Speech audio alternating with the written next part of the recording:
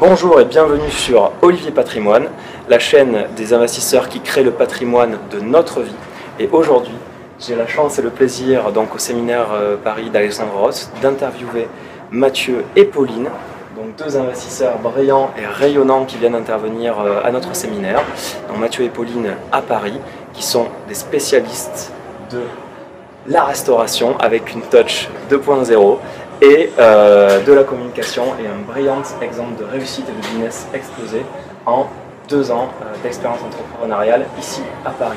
Donc Mathieu et Pauline, je vous laisse vous présenter rapidement et dire voilà, qu'est-ce qui vous fait vivre aujourd'hui et quelle est la mission de votre entreprise. Vous expliquer que la mission de notre entreprise, c'est apporter du bonheur culinaire, en tout cas dans Paris pour l'instant, et essayer de développer toute cette gourmandise et l'achalander en tout cas en France entière pour l'instant et traverser nos frontières.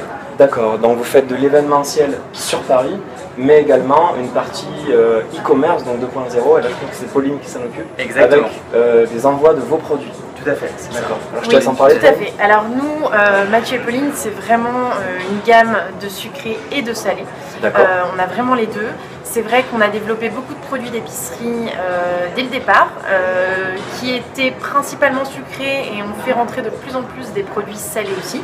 Donc de l'épicerie, est-ce que vous pouvez de l'épicerie préciser un petit peu les produits? Alors ça va être des sablés au chocolat, à la vanille, ça va être des cakes, marbrés, citron, ça va être de la pâte à tartiner aux noisettes du Piémont bio, ça va être tout ce genre de produits. Mathieu vient de lancer des caramels un peu particuliers, qui sont des caramels salés. Donc par exemple c'est du caramel de soja, du caramel de framboise, de citron, de piment d'Espelette, qui vont très très bien se marier avec des poissons, des viandes, pour faire des vinaigrettes. Donc en fait c'est un produit qu'on vend avec des fiches recettes. Et donc après nos clients peuvent reproduire chez eux une recette avec ces produits-là. Donc vous communiquez sur combien de supports? On parle un petit peu de web entrepreneur dans notre séminaire, vous êtes intervenu, vous communiquez sur combien de supports internet aujourd'hui?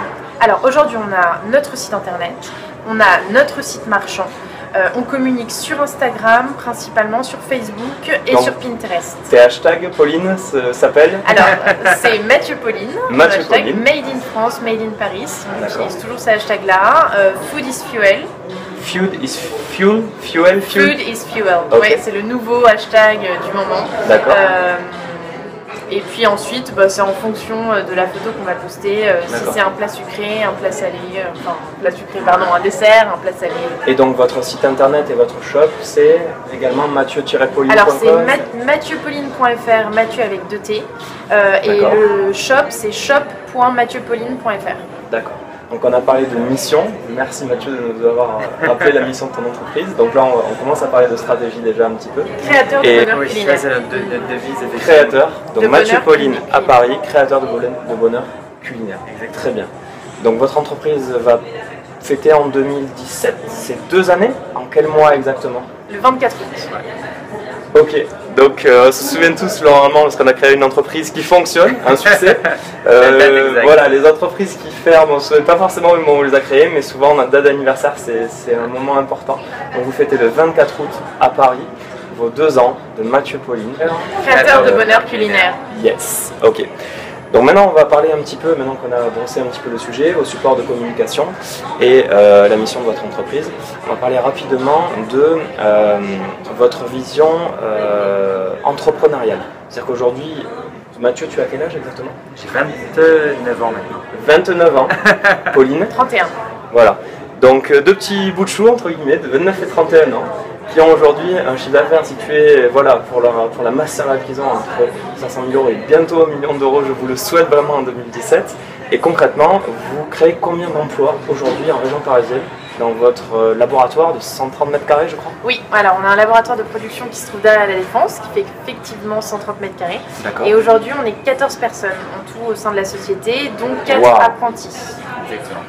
Donc 14 personnes. Alors, est-ce que vous avez réparti un petit peu les tâches? Je crois que Pauline, c'est plus sucré.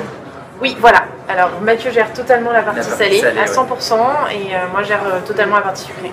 D'accord. L'important, c'est de pouvoir se diviser les tâches pour que chacun puisse prendre part à sa partie et se donner les compétences et les envies d'aller jusqu'au bout des choses. Qu'il n'y ait personne qui puisse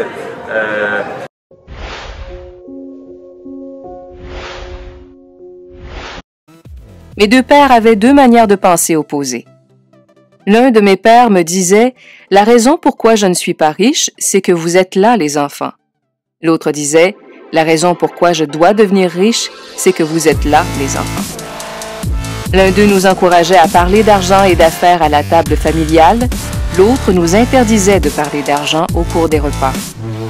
L'un disait « Quand il s'agit d'argent, ne joue pas avec le feu, ne prends pas de risques. » L'autre affirmait « Apprends à gérer les risques. » L'un croyait « Notre maison est notre investissement le plus important, notre plus grand actif. » L'autre croyait « Ma maison est un passif, et si votre maison est votre investissement le plus important, vous êtes en difficulté. » Les deux pères payaient leurs factures avant échéance, même si l'un des deux les réglait avant l'autre. L'un croyait qu'une entreprise ou le gouvernement pouvait prendre soin de toi et de tes besoins. Il était toujours préoccupé par les augmentations de salaire, les régimes de retraite, les prestations médicales, les congés de maladie, les vacances et autres avantages. Il était impressionné par deux de ses oncles qui s'étaient enrôlés dans l'armée et qui avaient mérité une retraite et une allocation à vie après 20 ans de service actif. Il aimait l'idée des prestations médicales et des privilèges que la coopérative militaire fournissait à ses retraités. Il appréciait aussi le système des postes permanents qu'on retrouve dans une université. L'idée d'un poste protégé à vie et les avantages qui en découlent semblaient plus importants bien souvent que l'emploi lui-même. Il disait souvent « J'ai travaillé dur pour le gouvernement et j'ai droit à ces avantages. » L'autre avait foi en une totale indépendance financière. Il s'élevait contre une certaine mentalité qui exigeait des allocations obligatoires car il était conscient à quel point cette mesure créait des gens faibles et pitoyables sur le plan financier. Il insistait sur le fait qu'il fallait être financièrement compétent. L'un de mes pères se débattait pour sauver quelques dollars, l'autre créait tout simplement des investissements. L'un d'eux m'a enseigné comment écrire un impressionnant curriculum vitae pour que je puisse me trouver un bon emploi.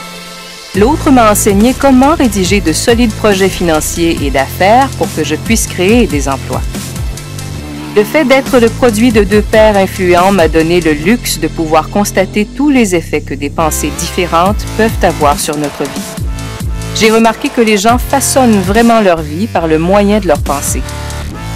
Par exemple, mon papa pauvre disait toujours « Je ne serai jamais riche » et cette prophétie s'est réalisée. D'un autre côté, mon papa riche parlait toujours de lui-même comme de quelqu'un de riche. Il disait des choses comme celle-ci. « Je suis un homme riche et les gens riches ne font pas cela. » Même quand il fut fauché comme les blés après un désastre financier majeur, il a continué de se considérer comme un homme riche. Il se justifiait lui-même en disant « Il existe une différence entre être pauvre et être sans le sou. Quand on est pauvre, c'est pour toujours. Être sans le sou, c'est temporaire. »